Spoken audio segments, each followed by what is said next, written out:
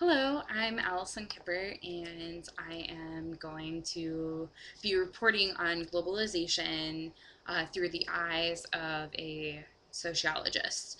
What exactly is globalization? What are some examples of globalization, and how does it affect us as a society? And I particularly want to share how it affects women since I am one. I think it's very interesting. And then also, what's happening with globalization right now? Um, and I'm going to be talking about the different perspectives and how they each tie in with globalization. So, let's start with what is globalization. Globalization comes from the process of diffusion and quote, which a cultural item spreads from group to group or society to society. That's from our textbook on page 66. With that in mind, what are some examples of globalization? A really great example that I thought of and then I read it in the textbook is McDonaldization. McDonald's is everywhere now. It's in Asia, it's in Europe, it's in South America, it's in Africa. It's all over the globe. It's everywhere. And I think this is an excellent example of globalization because it just really shows how a company has used the technology and resources available today and grown its business.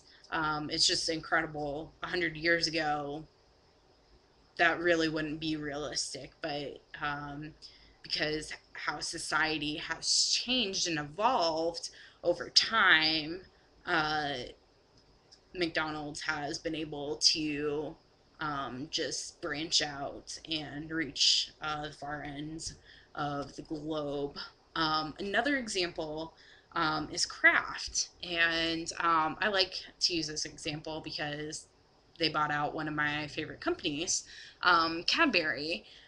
Cadbury is a chocolate and confectionery business, and it originates in Britain, and Kraft came in and they were like, "Hey, I'm buying up you guys," and basically Cadbury was like, "Okay, we accept." So now Cadbury is part of Kraft, and Kraft owns a vast group of food items. Um, and an article, um, um, Small Island for Sale is the article. It um, basically it just talks about how America is just slowly taking over, and we're just kind of like branching out. And in particular, it talks about how Kraft is hollowing out corporate Britain through doing this with Cadbury. And it's a very interesting article um, about just how um, globalization has increased over time and how America is kind of at the lead of globalization. And I would agree with that because we have so many resources, whether it's money, like actual materials. Um, we have an abundance of stuff. The wealth here is so great that we can really do whatever we want with it. With that said, what's happening with globalization right now? Globalization is actually declining. Why exactly that is basically the oil and fuel costs. You could say that fuel is causing the economy to be bad, or the economy is actually causing fuel prices to rise. Vice versa, it doesn't really matter because globalization is declining because of the fuel costs. and the economy right now. So basically, companies are cutting back, and this means less world trade, and it's affecting economies across the world, according to two authors, Burt and Roeder.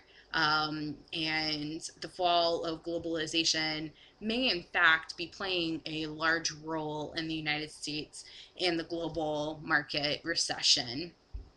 Um, so we're going to jump back for a second and talk about some different perspectives because they tie in with some of the topics that I just talked about. Functionalists would focus on how parts of a society are structured to maintain its stability. So, functionalists would be interested in how globalization affects the economy, which we just talked about, how it affects marriage, religion, school, government, um, businesses, technology, or like racial and ethnic prejudice and discrimination, how that's becoming less and less now because society is just being so integrated, and it's just very interesting in how like the different pieces of the pie work together to create this stable form of a society. So the functionalists, some of the things that I talked about was the economy and the fuel prices. They would really want to know exactly what's going on there. And then also, interactionists focus on everyday social interactions between people.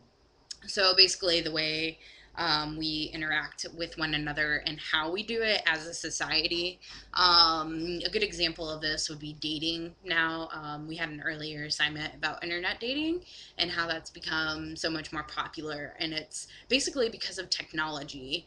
Um, Technology has really changed the way in which we communicate with one another, whether it's actually face to face or through email or text. It's really just evolved in the past few decades.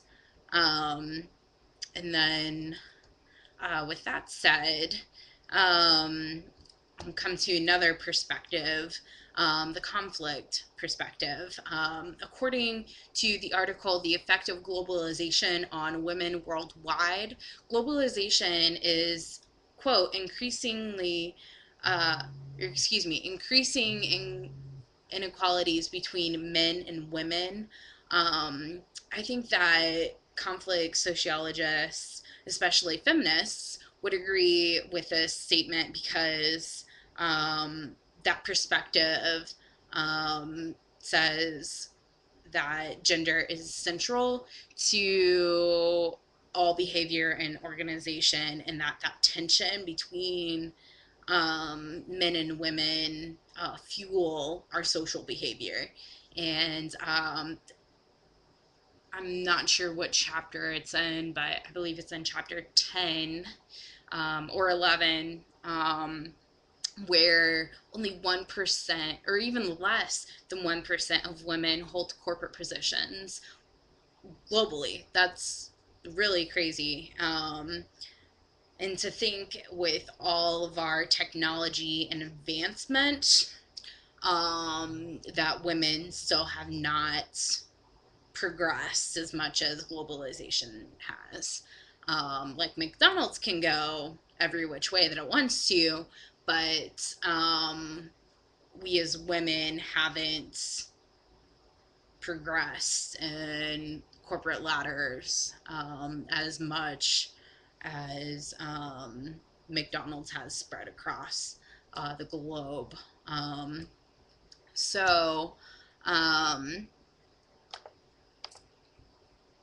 with that said, going back to how economies are screwed up and globalization is declining, with the functionalist perspective, keeping that in mind, how a certain piece like the economy builds a structure of stability. So, according to another article, globalization is killing the globe. Return to local economies. Makes that makes a pretty loud statement, basically saying, quote, globalization is killing Europe just as it's already wiped out much of the American middle class. The author Hartman makes this claim, and it makes me think, well, yeah, he's a little bit right, because globalization is just, it's really affecting our economy, and it's definitely contributing to the recession, because the less we trade, the less money is out there floating about. So people are just really kind of like saving right now. They don't want to um, invest in outsourcing companies. That's become a big movement now. Because with globalization, a lot of companies are outsourcing jobs, and sometimes that's good and sometimes that's bad, but we'll come to that later. From the previous articles, basically, it's clear that globalization is inhibiting the economy globally and in our country right now. So, what exactly does this mean as a psychologist? Psychologists focus on societal influences, quote, for people's attitudes and behaviors and the ways in which people interact and shape society. That's from my textbook. Um, with that said, globalization is affecting how we interact with one another through trade, technology, personal interactions. Globalization has made it easier to assimilate into other cultures and perhaps even force one's culture on another. For example, the article, um, The Negative Effects of Globalization, claims that some, quote, aspects of foreign cultures are affecting the local cultures through TV and internet, um, which is definitely very true. Like right now, I have an cable service that literally gives me 1,000 plus channels, and I can watch things from across the world. And you can definitely tell, like, after I watch something, that I want to like do whatever it is that that particular culture was doing. um like food wise, like I was watching a French channel the other day, and then I wanted to make, I don't know, escargot is very popular, the snails and stuff. So there's definitely some assimilation. And the United States is a really good example of this assimilation, because we're basically just a big melting pot of all these different cultures. But, anyways, moving on, the article also lists several disadvantages of globalization. Like I talked about earlier, outsourcing jobs. That's bad in the United States because we're losing jobs here and they're not really being replaced. But it's good for the countries that it's going to.